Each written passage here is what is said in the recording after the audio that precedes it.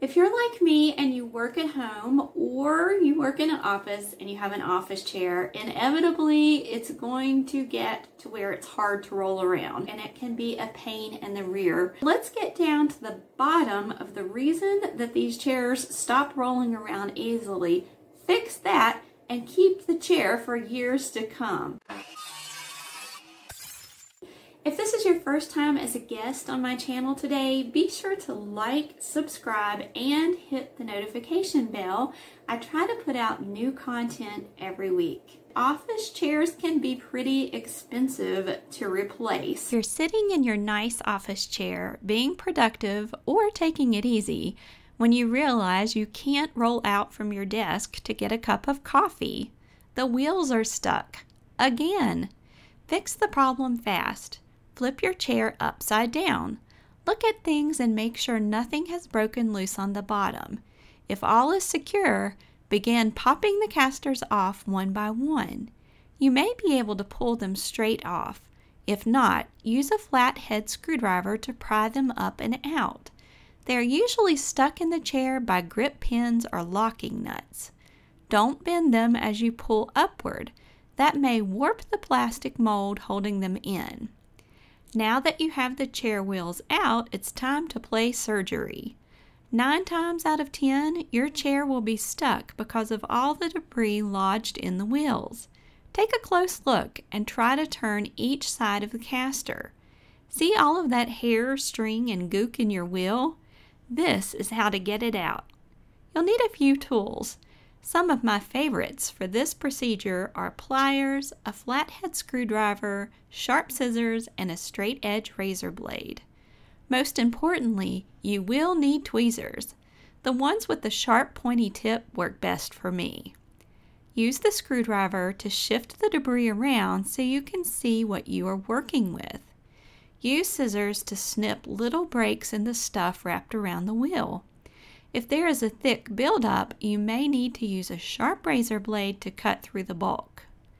Using pliers, you should be able to remove large chunks of hair, string, and other materials.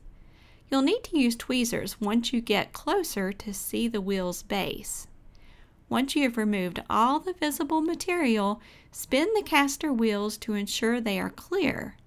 You'll be surprised how much stuff is lodged in the rolling chair wheels. You should finally be able to see a chrome axle or shaft peeking out between the two wheel sides. Use tweezers to remove any fine material lodged up against the rod. If you see more of the chrome axle exposed on one side than the other, take a hammer and lightly tap the side of the wheel with more chrome exposed until you see an equal amount of the rod on each side. This keeps the caster wheel aligned, preventing rubbing and friction on the inside wheel walls.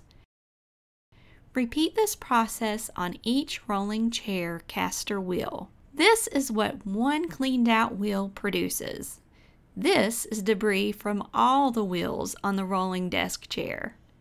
If there's any sticky residue on the wheels, or if you're like me and feel better washing things, you can soak the wheels in warm water and liquid dish soap solution.